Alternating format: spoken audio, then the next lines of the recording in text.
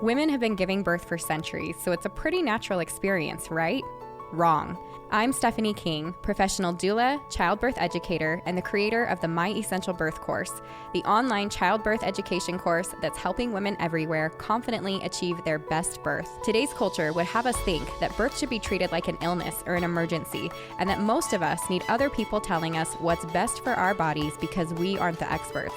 So sit tight, because if you're tuning into this podcast, you'll probably start to believe in your body, your intuition, and find yourself empowered and confident to do what it takes to have the birth of your dreams.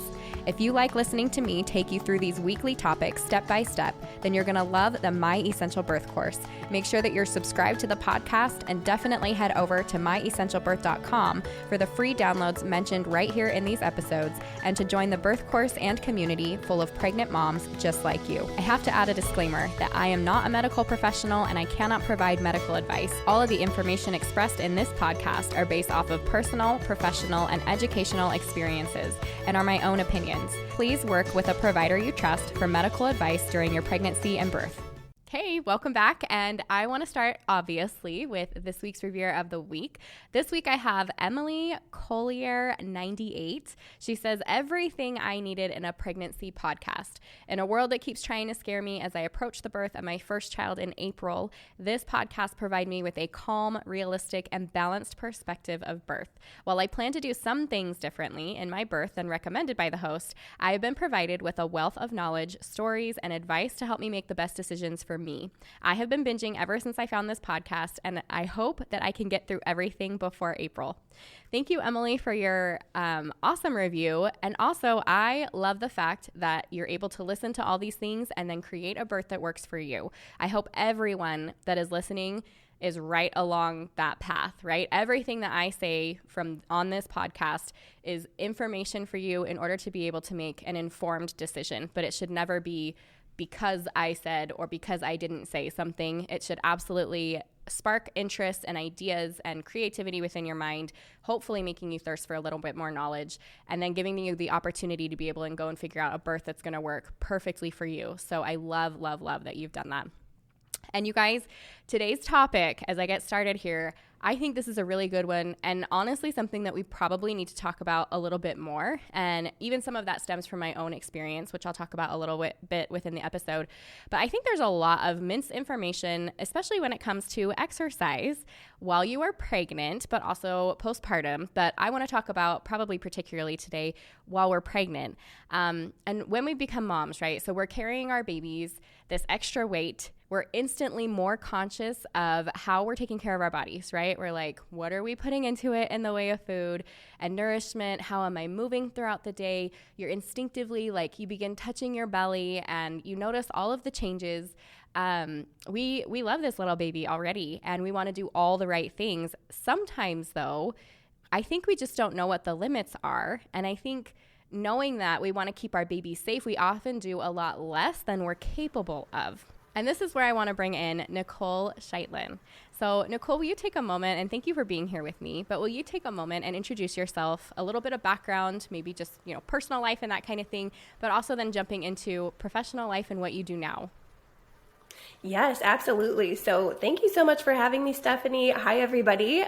Yes, my name is Nicole Scheitlin. I run a business called Strong Mama Wellness, and I help women support their body with exercise and healthy habits so they can train for the demands of pregnancy, childbirth, and postpartum. Because just as you were saying, Stephanie, our bodies go through so much, and we're given information or we're Googling information in order to best serve our body on this journey. And there's a lot of times we just don't know what's right and what's wrong. So I really became passionate about this. I've been in the fitness industry for about 10 years, but when I became pregnant, it was really what sparked my interest in this topic, and just going through the journey and feeling like, what is safe? What's not safe? And as I dove into it more, and really learned how exercise can support and serve your body on this journey so that you can actually decrease the amount of aches and pains or decrease the risk of that and really protect your body and also protect your baby and give them all the great benefits too. So absolutely love talking about this, and I'm so excited to bust these myths today. Yes.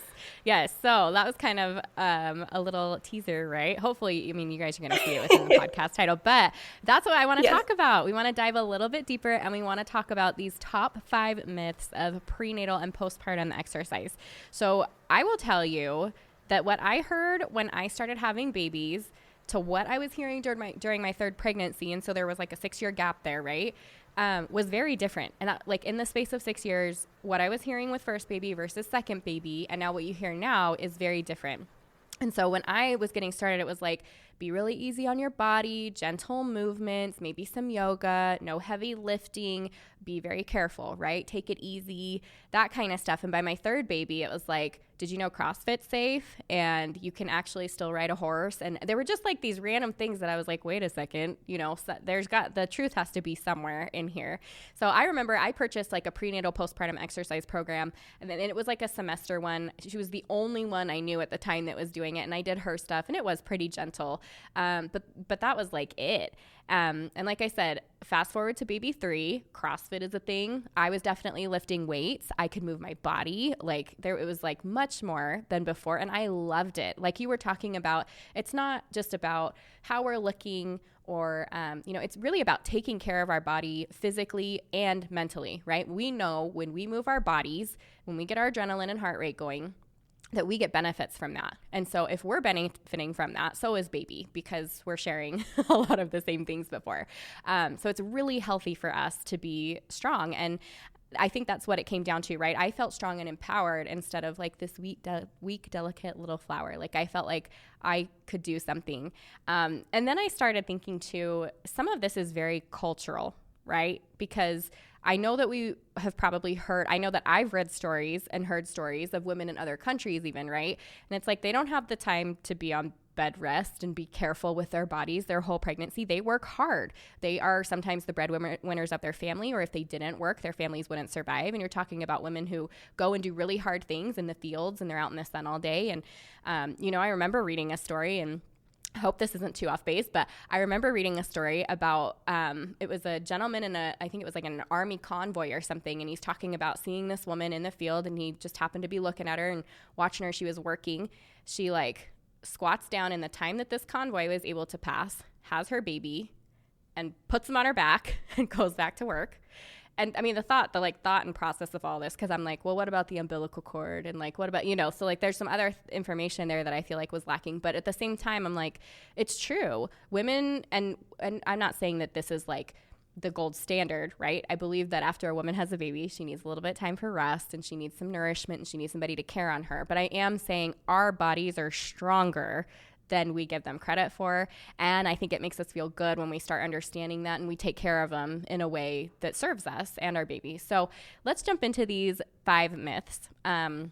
Myth number 1, why don't you take it away? I love you. I'm just going to let you introduce these things, and I want to hear all about them. So what's myth 1 for us? Okay, yes, myth number 1 is that you can't start exercising in pregnancy, or hearing that if you haven't been exercising before, that you shouldn't start an exercise routine in pregnancy. So that one maybe is becoming a little more well known today, that you can, but I think it's sometimes just thrown out there a lot.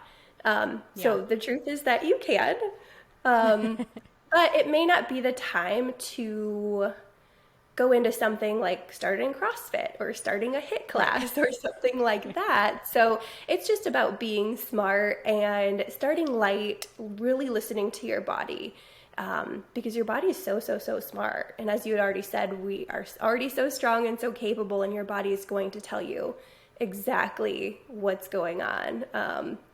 So starting off light, seeing how everything feels, you can absolutely start. So science has proven that there are more rewards and benefits than there are risks, as long as you are, keeping it safe and, knowing your limitations. And that also goes for doctors' limitations as well. So if they've got like specific pregnancy specific limitations, restrictions, advice for you, absolutely 100% want to listen to that at all times. Yeah, I love that. Especially because this is absolutely something that I know we hear all the time. And I mean, like you said, everything kind of takes a little bit to catch up, right? With the amount of time that a myth can be busted, I think. And I like that idea because I know I'm like, even when I talk to my students, it's like, okay, or even I think too, like the studies and stuff that are behind it, right? If you were working out prior to pregnancy, then you're less likely of having this and this and this. And you're more likely to be low risk if you've done this. And so it seems almost discouraging, like, oh, shoot, I just found out I'm pregnant, but I haven't been working out. So now I can't do anything about that. That kind of sucks. And that's not true. And I tell women all the time, like, you should be moving your body for at least 30 minutes a day. If you're not there yet, start with a 15-minute walk and get, but your heart rate needs to get going. And especially this new blood volume and all this stuff, like, it's actually really important for mom to be moving. And we tell them to do it, but then we're like, but yeah, don't start a new exercise routine. And it's like, so you can't build muscle now when you're pregnant. You can only lose it. That's silly, right? So right. I love that you're like, be gentle, listen to your body. Don't jump into, I haven't worked out in 5 years and now I'm going to start with, 30-pound weights and just go nuts. But I think that you absolutely can be gentle and listen to your body. It makes me wonder if you have any recommendations for, and I know that we're going to talk about you and your personal things that you can offer women, but if you have any recommendations for how to make sure that you're taking a class that will work for prenatal or will take some of those things into account in case, or things that you need to look for in case the course or class doesn't take that into account. Like, what are you looking for as a mom that way? Yeah, absolutely. So I know it can be like a mental hurdle or discouraging. Like if you're in that place where you haven't exercised or maybe you're coming off of a rough first trimester and you're like, oh, I haven't done anything in so long. Like, where can I start to build this back up? You had already mentioned walking, which is always fantastic. And I think a lot of times we feel that walking, like, quote unquote, isn't enough because we want to be maybe like sweating, or we perceive like sweating a lot as like being a good workout. But truly, walking is a great first step. Improves your blood circulation, gets your heart rate up. Amazing. Walking. Prenatal yoga is another really good one. So if you have access to prenatal yoga classes, whether they are online or in a studio, those can, have a lot of amazing benefits too, while still being gentle, still like building a little bit of strength and working on the core and breathing aspect. Super good. And then kind of the last place I would encourage them to start is just with some light body weight strength trainings, just some like fundamentals. During pregnancy is a really good time to start preparing for the activities of daily life as a mom. So picking things up off the floor, hinging over, like picking up the baby out of the crib, or like changing diapers. So practicing movements like that, like squats, deadlifts. Again, none of this has to be weighted. I highly encourage strength training with my folks that are, confident with that and want to do that. Body weight strength training is also a great place to start though too. So yes, those are a couple places I think are really great that anybody could have access to. Yeah, that's something that I absolutely noticed as I like gained weight. It's like you've got your own weight for strength training, right? Like my squats are going to be a little bit tougher because I've got a couple more pounds and I don't have to pick up a weight anymore. So plus balance and everything. But I'm with you on the yoga too. Yoga is probably my favorite thing to do when I'm pregnant, and it's the breathing and the lengthening. You've got that relaxin' so you can stretch farther than you ever have before, and just all of it feels so, so good. So I love that. Thank you. Excellent. Excellent. Okay. So what's myth 2 for us? Myth 2 is that you should always keep prenatal exercise very light and easy. Now, this one is up to personal preference 100% in how you're feeling in your pregnancy. And again, off of doctor's recommendations. Of course, if they, if you have a certain complication and your advice by your doctor is to keep it very light and easy, of course, we want to do that. If you are somebody who doesn't have that and enjoys exercise like HIIT training or strength training, that stuff is also proven to be safe and beneficial if we're doing it with the proper precautions, of course. Yeah. So it comes down to personal preference, but I just want to say that if you are somebody who enjoys that, like myself, that is something that I think we're often told, like, I know that I was told by someone in my doctor's office that, don't lift over 25 pounds and don't get your heart rate over 140 beats per minute. And those are, Right. yeah, those are thrown out there a lot, I think. So I don't know if you can relate to hearing any of Yep. that. Yes. Totally. And you are panicked about it. I mean, and I don't know. I feel like things move very quickly. I don't know, because I'm like looking at my Apple Watch and I'm like, we didn't have these like little random heart monitors with us all the time, but I would be constantly worried about it, right? So like I do a little bit of an exercise. I'm like sitting there checking my pulse. Like, is this okay? Am I going to harm baby? Like you really are, as a mom, you just want to do the right thing. So yeah, I think it helps to have evidence-based information for women that's actually useful so they can make good choices. So thank you for sharing that. Yes, absolutely. And I think another like tool you can use besides like, yes, we have these fancy watches now and heart rate trackers and we love those. And at the same time, your heart rate, you can't judge your exercise by your heart rate in pregnancy. Yes. Just because of your increase in blood volume. Your heart rate is variable day to day. So it's not really a good judge Right. of intensity. So I like to encourage the RPE scale, rate of perceived exertion.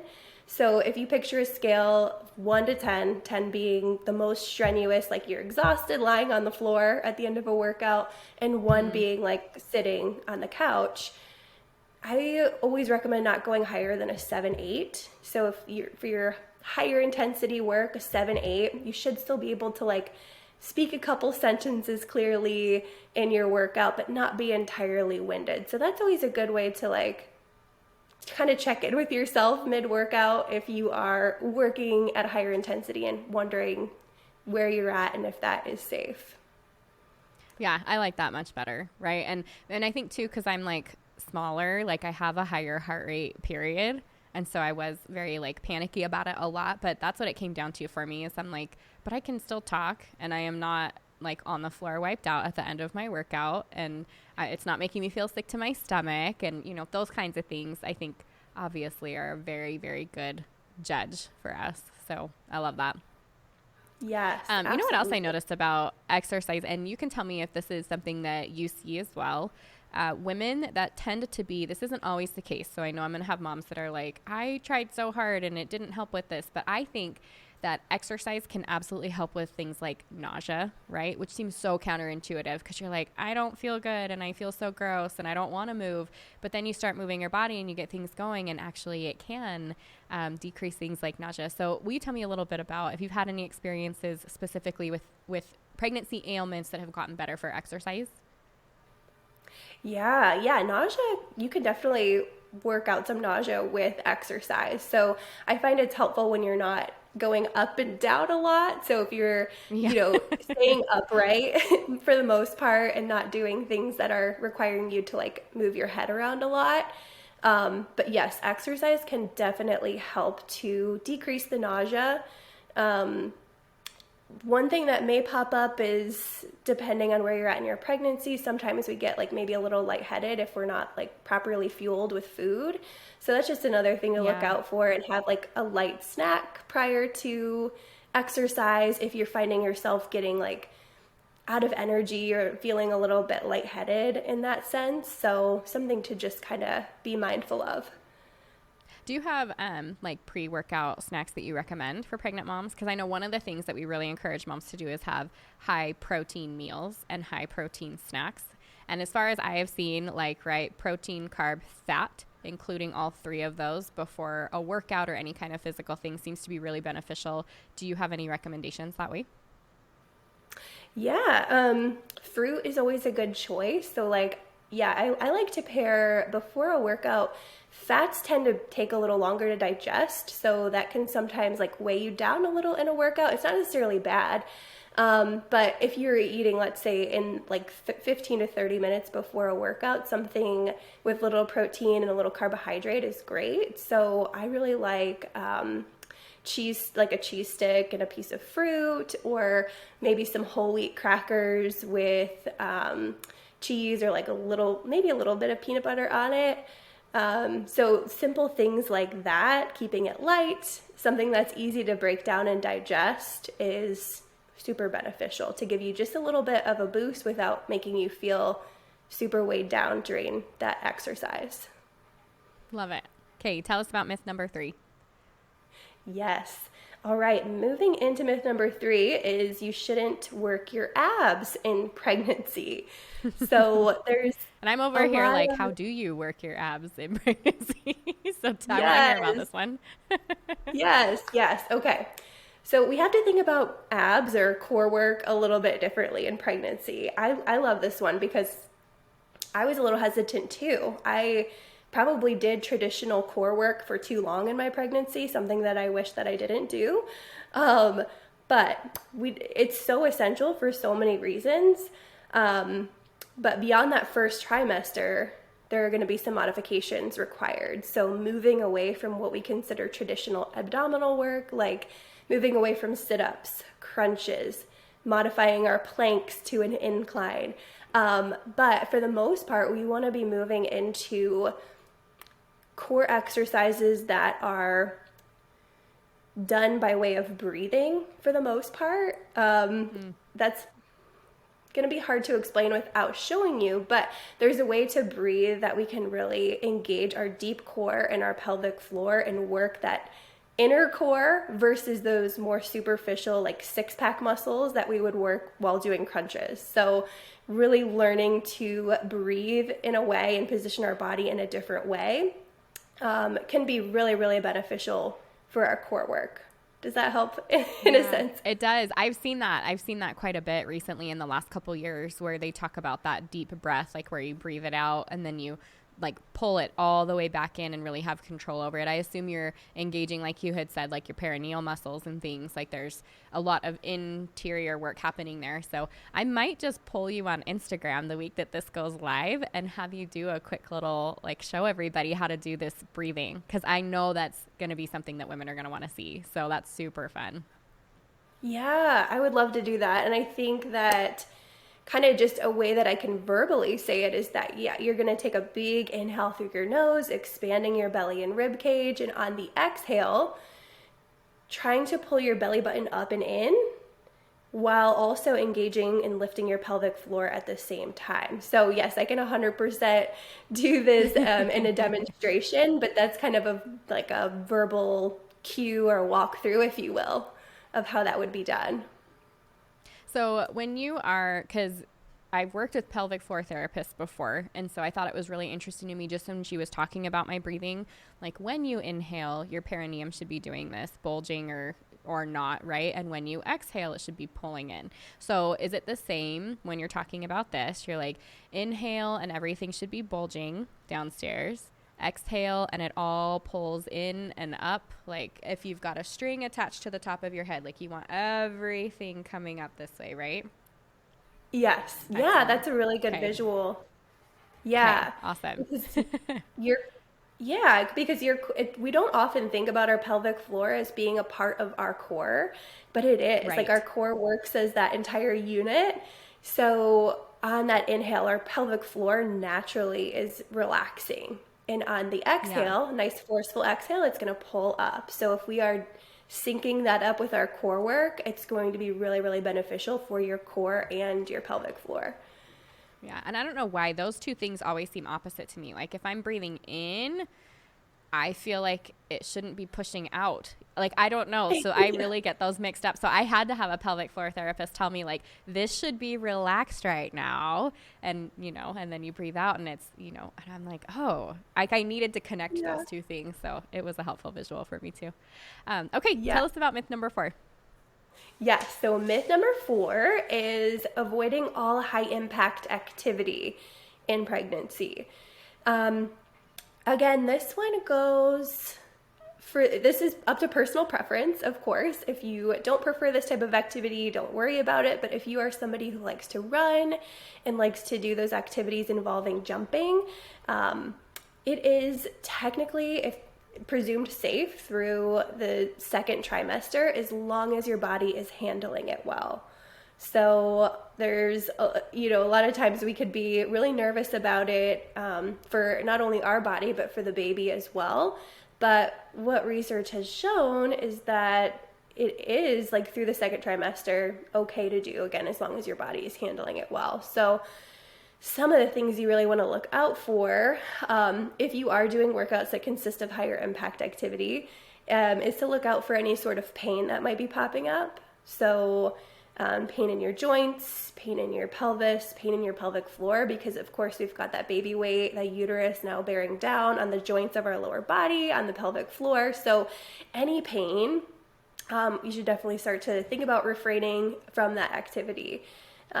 Leakage is another one. So again, uterus and the extra baby weight bearing down on that pelvic floor. If we're noticing any leakage, that's also another warning sign to push pause and push the stop button on that type of activity.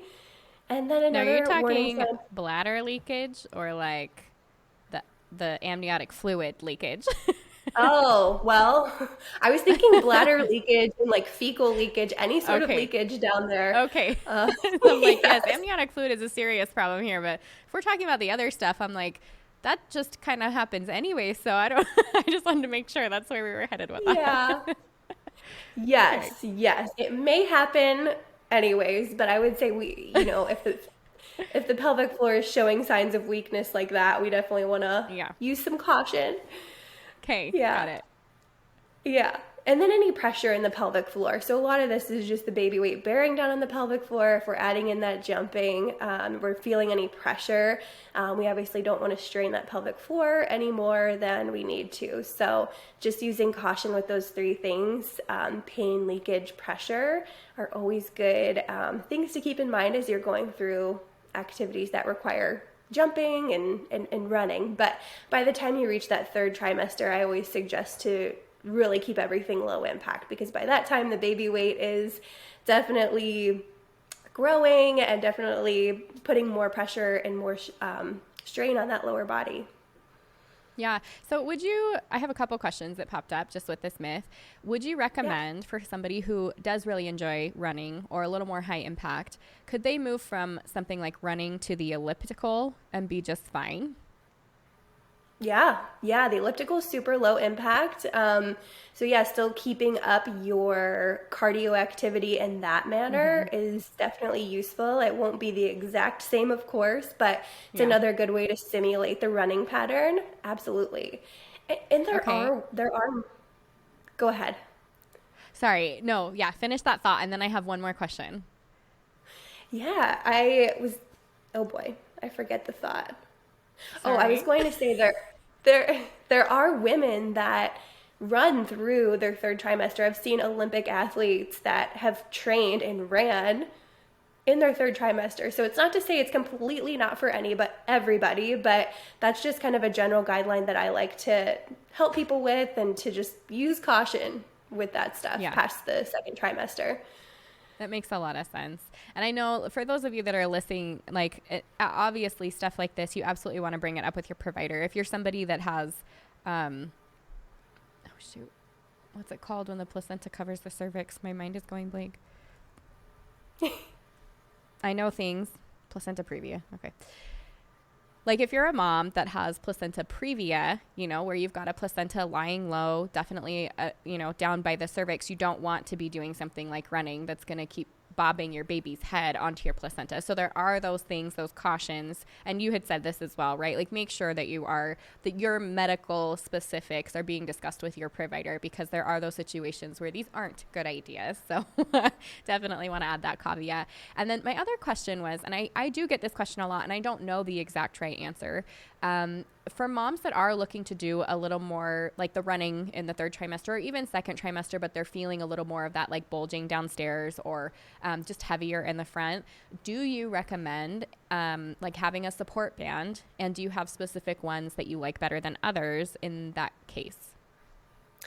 Yeah, I'm not familiar with the support bands as much. I have heard of moms really finding them useful when wanting to continue running, just so that weight, the baby weight, the belly weight is not bearing down on the pelvis, of course. So it can be very beneficial. I would talk to your provider for special recommendations. I personally haven't had much experience with them, I will say, but I would look to either a physical therapist or your provider for some specific recommendations on that. But they can be very beneficial to helping you protect and feel really good when you're doing that activity. Okay, I love it. Thank you for sharing that. All right, Yeah. so let's hit up myth number 5. What do you have? Yes. So moving into myth number 5, we're getting more into that 4th trimester phase. So right after having baby. And this myth is that you have to wait until 6 weeks postpartum before doing any physical activity. So this one, of course, still is very much up to the discretion of your doctor. But when I am thinking about this, it's just a really good phase in that early postpartum phase to start reconnecting with your core and your pelvic floor. So not doing anything strenuous, not doing anything that is going to put any strain on your body, but really comes back to that breathing that we talked about a few minutes ago.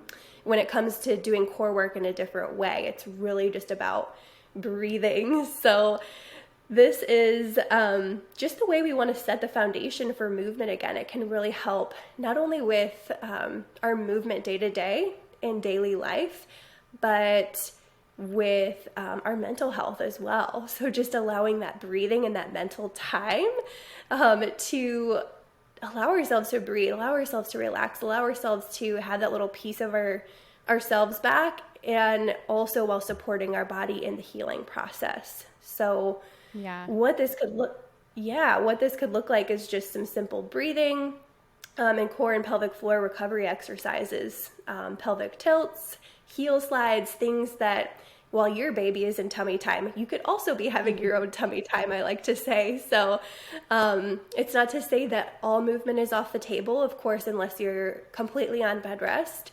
but very simple movements that could really help to assist in that healing journey. Yeah. I think too, something that I noticed for myself, and I definitely tell moms as well, is one of the ways, especially early on, that we can tell if we are overdoing it is if we find that our bleeding has slowed down and then we get a little more active and we're starting to have a little more bleeding than we would like, or any kind of clots. So do you have any other markers for them during that 6-week period that are like, these are your warning signs to kick it back a notch? Yeah, bleeding is absolutely one. So I'm glad you shared that. And another one would be any pain or pressure in that pelvic floor area. So, I mean, if you have a vaginal delivery, you may have that anyways, like just a little bit, but knowing anything that is maybe out of the normal, or if something isn't healing up, you definitely want to be aware if there's any bulging down there in that area. Could be a sign of some sort of pelvic floor issue. Those would be the top ones that come to mind first when it comes to that healing process. So bleeding, pressure, pain in that area. Okay, love it. All right, well, tell us a little bit about where we can connect with you. If there are moms that are like, yes, I love what she's saying, I want a little more support, maybe even some like one-on-one, will you tell us where they can connect with you? Yeah, absolutely. I would love to connect with you, whether it's a question you have or exploring working together. But you can find me. I'm hanging out on Instagram most of the time. So I'm at Strong Mama Wellness, and it's MAMA for mama. And my website is strongmamawellnessco.com. So you can find me in one of those two places. I would love to connect. And I'm so thankful for being able to chat with you here and for chatting with you, Stephanie. Yeah, thank you. Do you want to take a moment and just talk about kind of what you do for any of your one-on-ones or any extra things that you offer? Yeah, absolutely. So I do have a couple freebies that I could introduce as well. So I do have I have a free guide called The Ultimate Guide to Exercising in Pregnancy. So if you are in that pregnancy phase and looking to understand a little bit more the do's and don'ts for every trimester in terms of what exercises, I have a little freebie guide on that. And then as well, I have a postpartum core recovery guide. So if you're looking for a little more support on some of those myth 5 exercises that I tried to verbally give, but I do have a free guide on that. And then I work with clients one-on-one to support them wherever they're at on that journey to make sure they're keeping it safe, supporting their body, and feeling good along the way. So those are just a few things Awesome. that I offer. Okay. Well, thank you. Thank you so much for your time. Thank you for your knowledge and the joy that you brought to the podcast today about talking about some of these things. So I appreciate it. Thank you so much for having me, Stephanie. That's it for this week, but make sure you subscribe to the podcast so that you get notifications first as I drop a new episode every week. And don't forget to head over to myessentialbirth.com for all of the free downloads mentioned here and to join the birth course and community serving pregnant moms just like you. If you enjoyed this and other episodes, I would love it if you would take a few minutes to leave a review on Apple Podcasts. I read every single one and include one at the beginning of each episode. See you next week.